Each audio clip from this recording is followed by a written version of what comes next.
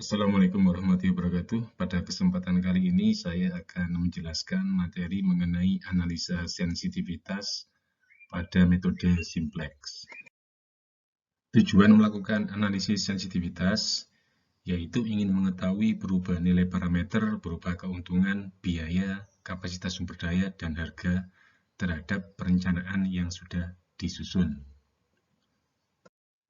Dari tabel optimal simplex, kita bisa memperoleh beberapa informasi, antara lain solusi optimal, status sumber daya, schedule price, reduce cost, dan kemudian kita juga bisa melakukan analisis sensitivitas dari hasil solusi optimal terhadap perubahan ketersediaan sumber daya atau perubahan koefisien fungsi tujuan. Berikut merupakan contoh soal yang akan digunakan untuk melakukan analisis sensitivitas. Jadi ada perusahaan ready mix memiliki sebuah pabrik kecil yang menghasilkan cat. Cat yang dihasilkan ada dua macam, cat interior dan cat eksterior. Ada beberapa batasan yang dimiliki seperti batasan ketersediaan bahan baku A dan juga bahan B, dan juga ada dua batasan yang lain. Dan Anda bisa membaca contoh soal ini lebih lanjut. Dari contoh kasus tadi, kita definisikan variabelnya, ada dua variabel, cat eksterior yang harus diproduksi dan cat interior yang harus diproduksi. Fungsi tujuannya di sini memaksimumkan pendapatan kotor. Di sini ditulis pendapatan kotornya dalam satuan ribuan, kemudian ada batasan bahan baku A dan bahan baku B per hari, kemudian ada batasan permintaan dan juga ada batasan non-negatif. Jumlah cat eksterior dan interior yang diproduksi lebih besar sama dengan 0. Dari formulasi model matematika tadi, selanjutnya bisa dihasilkan bentuk standar yang nantinya akan dikerjakan dengan metode simplex. Ada variabel slack sebanyak 4, S1, S2, S3, dan S4.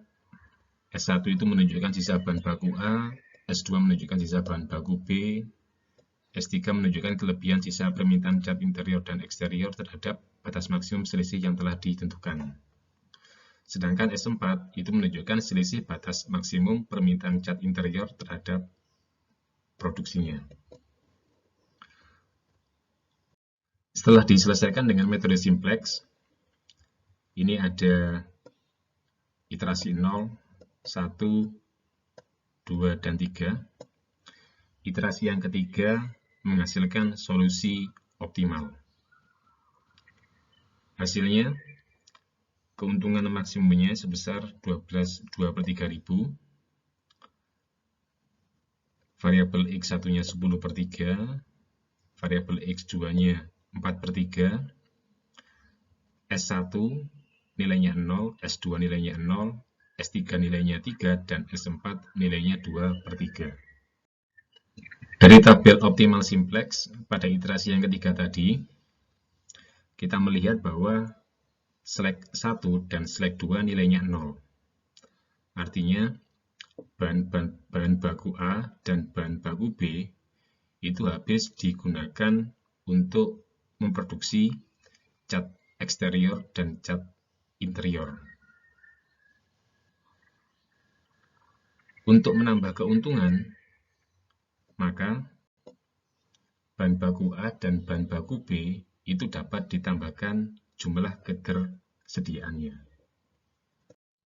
Pada tabel simplex sebelumnya, kita mengetahui bahwa S1 yang menunjukkan slack untuk fungsi batasan bahan mentah A nilainya 0. Dan slack 2 yang menunjukkan slack untuk batasan ketersediaan bahan mentah B nilainya juga 0. Artinya bahan mentah A dan bahan mentah B habis tidak bersisa ketika digunakan untuk menghasilkan keuntungan yang maksimum. Jika ingin menaikkan keuntungan yang diperoleh, maka caranya bisa dengan meningkatkan ketersediaan bahan mentah A dan bahan mentah B. Ada istilah yang namanya shadow price. Shadow price merupakan perubahan maksimum nilai Z yang disebabkan perubahan sumber I dibagi dengan perubahan maksimum ketersediaan sumber I. Dari tabel iterasi optimal, kita bisa mengetahui shadow price untuk bahan A maupun bahan B. Untuk bahan A, kita bisa melihat pada kolom select 1. Pada kolom select 1, pada baris fungsi tujuan, kita bisa melihat bahwa shadow price untuk bahan A itu sebesar 1/3. Artinya adalah setiap penambahan 1 ton bahan A, maka nilai Z akan bertambah sebesar 1/3000. Sedangkan untuk mengetahui shadow price bahan B, kita bisa melihat pada kolom select 2. Yang nilainya 4/3. Artinya bahwa penambahan 1 ton bahan B, maka nilai Z-nya akan bertambah sebesar 4/3000. Selanjutnya ada istilah reduced cost. Reduced cost hanya berlaku untuk variabel yang bernilai 0. Pada kasus ready mix tadi, variabel keputusannya X1 dan X2 tidak bernilai 0. Sehingga tidak ada informasi reduced cost. Berikut contoh soal yang menunjukkan adanya informasi reduced cost. Misalkan di sini ada fungsi tujuannya memaksimumkan Z. Kemudian selanjutnya di sini ada beberapa fungsi batasan. Ini akan kita selesaikan dengan metode simplex. Dari permasalahan tadi selanjutnya diperoleh tabel iterasi optimal. Tabel ini merupakan tabel iterasi optimal karena kita lihat pada koefisien di baris fungsi tujuan untuk variabel non-basic, yaitu X1 dan X2 sudah tidak ada yang nilainya negatif. Solusi yang diperoleh dari tabel iterasi optimal ini, Z-nya diperoleh sebesar 32, kemudian X1-nya nilainya 4, dan X2-nya di sini nilainya 0. Ketika ada variabel non-basic yang nilainya sama dengan 0, yaitu X2, berarti pada tabel iterasi simplex ini menyediakan informasi reduced cost.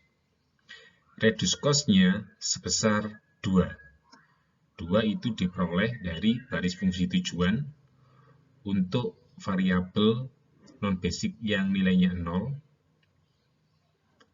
Artinya reduced cost sebesar 2 artinya adalah setiap pemaksaan produksi 1 ton X2 akan mengurangi keuntungan sebanyak $2. Selanjutnya kita bisa melakukan analisa sensitivitas dari solusi optimal ketika ketersediaan sumber dayanya mengalami perubahan. Sumber daya yang tersedia, ada sumber daya bahan A yang ditunjukkan di baris yang pertama, dan juga ada sumber daya B yang ditunjukkan di baris yang kedua. Sebelumnya di tabel simplex yang optimal, kita bisa mengetahui bahwa select 1 untuk bahan A itu nilainya 0, dan select 2 untuk bahan B nilainya juga 0. Ketika kita ingin menambah ketersediaan bahan A dan bahan B, kita bisa menambah ataupun mengurangi dengan variabel D1 untuk bahan A dan D2 untuk bahan B. Ketika ingin menambah bahan A, maka ruas kanannya bisa ditambah dengan D1, kemudian ketika ingin mengurangi, maka ruas kanannya bisa dikurangi dengan D1. Demikian juga dengan bahan B. Yang pertama kita akan melakukan analisa sensitivitas dari solusi optimal ketika terjadi perubahan ketersediaan sumber daya bahan A. Bahan A yang semula sebanyak 6 ketersediaannya akan ditambahkan sebanyak D1. Sehingga total ketersediaannya menjadi 6 plus D1. Kalau kita selesaikan dengan simplex, maka nantinya solusi optimalnya itu juga akan dipengaruhi seberapa banyak nilai dari D1 yang akan ditambahkan.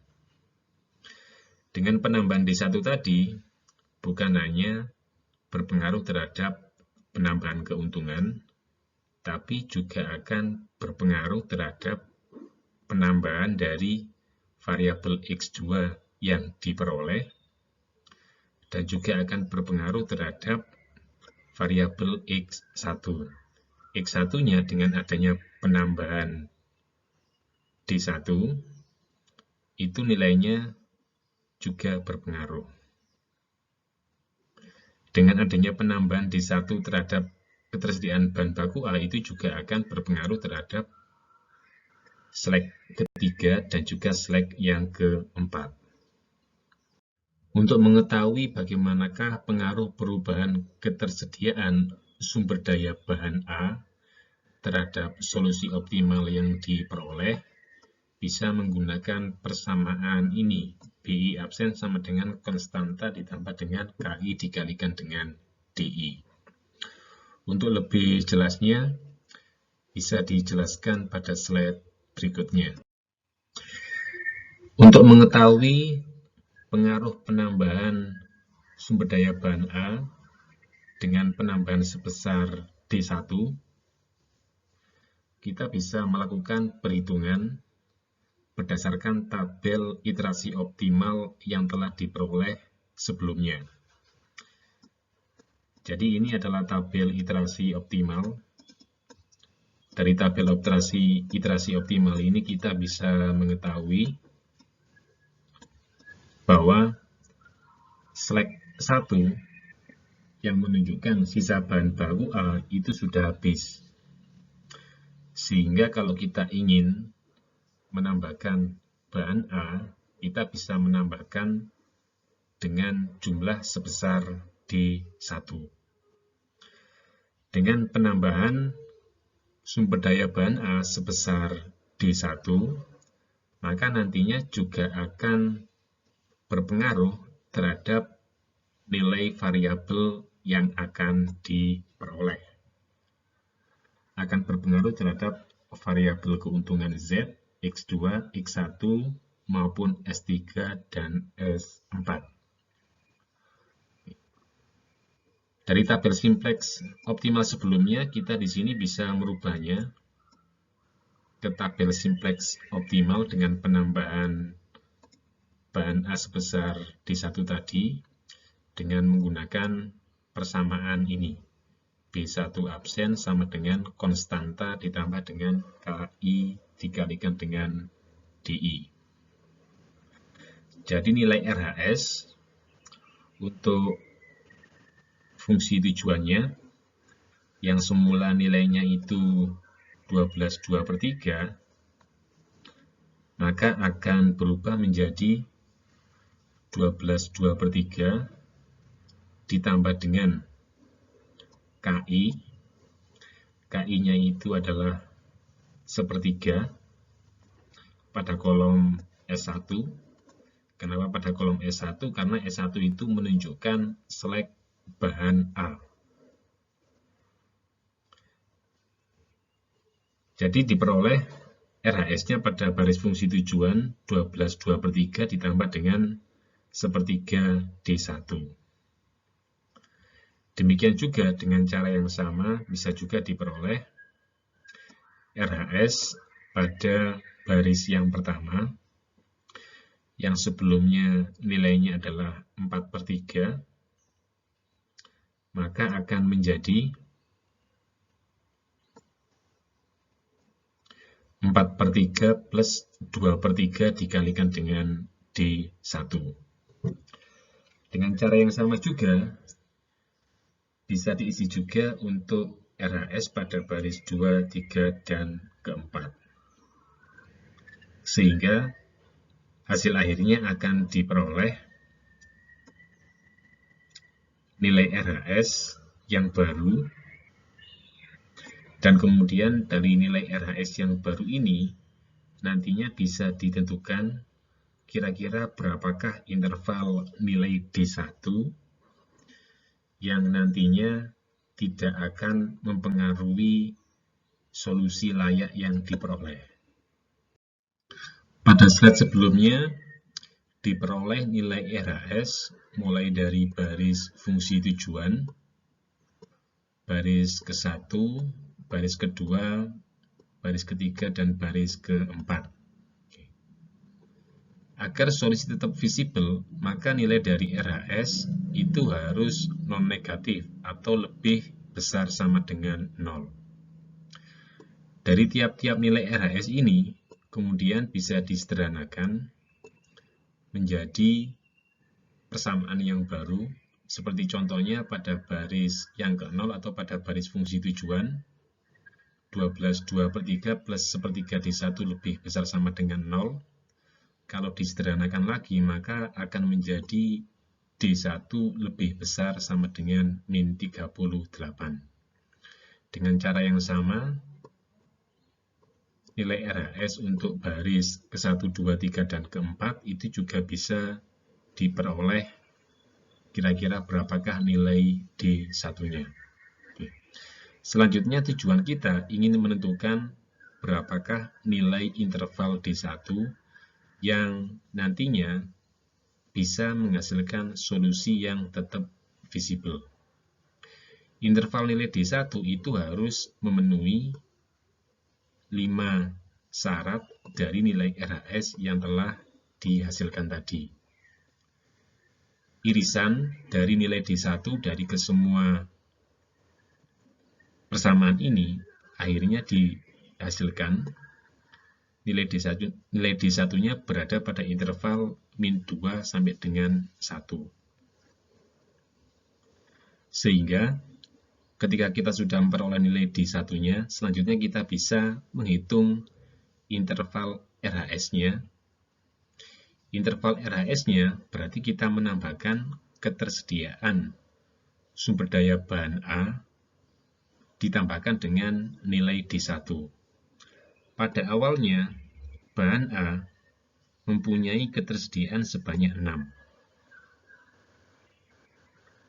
Kalau kita tambahkan sebanyak D1, maka akan menghasilkan interval ketersediaan bahan A sebesar 4 sampai dengan 7. Artinya, jika bahan A ketersediaannya antara 4 sampai dengan 7 ton, maka solusi yang dihasilkan akan menghasilkan solusi yang tetap visible. Selanjutnya bisa juga dilakukan analisa sensitivitas dari solusi optimal jika ada perubahan ketersediaan sumber daya bahan B. Misalkan ketersediaan sumber daya bahan B akan bertambah atau berkurang dengan adanya penambahan variabel D2. Dari tabel simplex yang optimal, kita bisa mengetahui bahwa untuk bahan B, select 2-nya atau sisa bahan B-nya itu habis terpakai semuanya. Jika kita menambahkan ketersediaan sumber daya bahan B dengan adanya penambahan variabel D2, maka ruas kanan dari tabel simplex optimalnya itu juga akan mengalami perubahan. Baik pada baris fungsi tujuan maupun baris semua fungsi batasan, itu akan berubah dengan adanya penambahan variabel D2 tadi. Besarnya nilai RHS yang baru dengan adanya penambahan variabel D2, kita bisa menghitungnya dengan persamaan ini. BI absen sama dengan konstanta ditambahkan dengan KI dikalikan dengan DI. BI absen adalah RHS yang baru. Kemudian konstanta itu adalah RHS yang sebelumnya diperoleh pada tabel simplex yang optimal.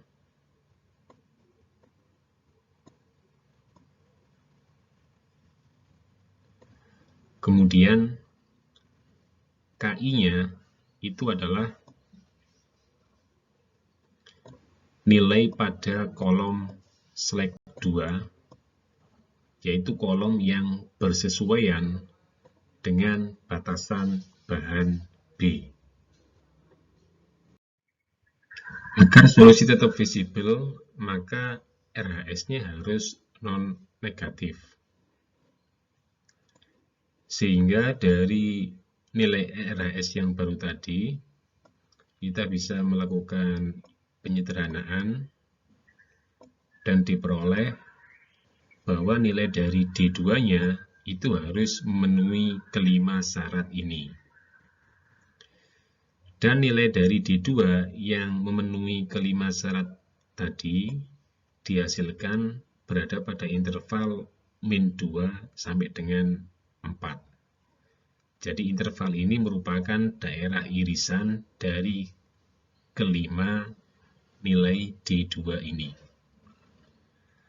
Agar solusi tetap visible, maka RHS dari baris 2 yang menunjukkan ketersediaan bahan B berada pada interval 6 sampai dengan 12. 6 itu diperoleh dari mana? 6 itu diperoleh dari ketersediaan bahan B di awal yang nilainya sebanyak 8, kemudian ditambahkan dengan nilai D2 yang merupakan batas bawah intervalnya. Kemudian 12 itu diperoleh dari ketersediaan bahan baku B awal yang nilainya sebesar 8 ditambah dengan batas interval nilai D2-nya. Selanjutnya bisa juga dilakukan analisa sensitivitas dari solusi optimal jika perubahan ketersediaan bahan A dan bahan B dilakukan secara simultan atau bersamaan. Jadi nilai RHS-nya tentunya di sini juga akan berubah. RHS-nya untuk fungsi batasannya juga akan berubah, dan nilai dari RHS yang baru itu harus lebih besar sama dengan 0. Nilai RHS yang baru itu adalah nilai RHS yang lama ditambahkan dengan koefisien dari bahan yang bersesuaian. Jadi bahan A tadi itu kan diwakili dengan S1. S1 itu menunjukkan sisa bahan A. Dan bahan A di sini ada penambahan atau pengurangan ketersediaan sebesar D1. Kemudian untuk bahan B itu terkait dengan slack 2. Slack 2 itu sisa bahan baku B. Dan kemudian bahan baku B di sini ada penambahan dan pengurangan sebesar D2. Sehingga untuk fungsi untuk RHS di baris yang ke-1, maka dihasilkan 4/3 plus 2/3 D1 min 1/3 D2. Dan dengan cara yang sama bisa dilanjutkan untuk baris batasan yang lainnya. Selanjutnya, perubahan koefisien fungsi tujuan itu juga akan berpengaruh terhadap nilai Z yang diperoleh. Misalkan, untuk koefisien variabel X1 itu bisa bertambah atau berkurang. Bertambah atau berkurangnya diwakili dengan nilai D1. Kemudian koefisien dari variabel X2 itu juga bisa bertambah atau berkurang dengan pengurangan sebesar D2. Analisa sensitivitas dari solusi optimal bisa juga dilakukan ketika ada perubahan koefisien fungsi tujuan. Fungsi tujuannya terdiri dari dua variabel X1 dan X2. Misalkan koefisien X1 berubah, yang semula nilainya 3 akan berubah menjadi 3 plus D1. Dengan adanya perubahan koefisien dari X1, maka efeknya akan merubah nilai dari Z yang akan diperoleh. Sebelum ada perubahan koefisien X1, nilai Z-nya itu sebesar 12 2/3. 12 2/3 ini adalah solusi optimalnya. Ketika koefisien X1-nya berubah menjadi 3 plus D1, tentunya di sini nilai Z-nya nanti juga akan berubah. Dan tabel simplex optimalnya nantinya juga akan berubah. Yang berubah di sini adalah pada baris fungsi tujuannya. Yang pertama kita lihat pada baris fungsi tujuan di tabel iterasi yang sudah optimal. Ini ada nilai dari S1 yang semula sepertiga, ini tentunya akan berubah. Perubahannya sebesar apa? Perubahannya di sini adalah sepertiga dikurangi dengan sepertiga dikalikan dengan D1.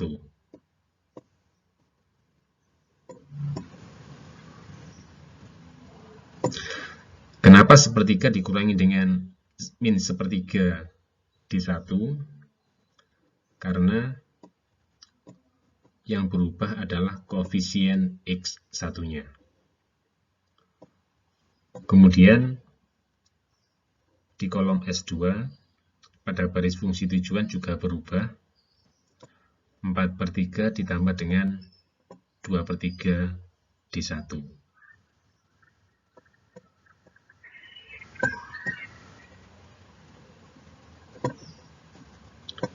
Selanjutnya,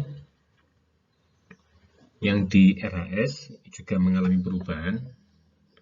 Perubahannya adalah 12 2/3 ditambah dengan 10/3 dikalikan dengan D1.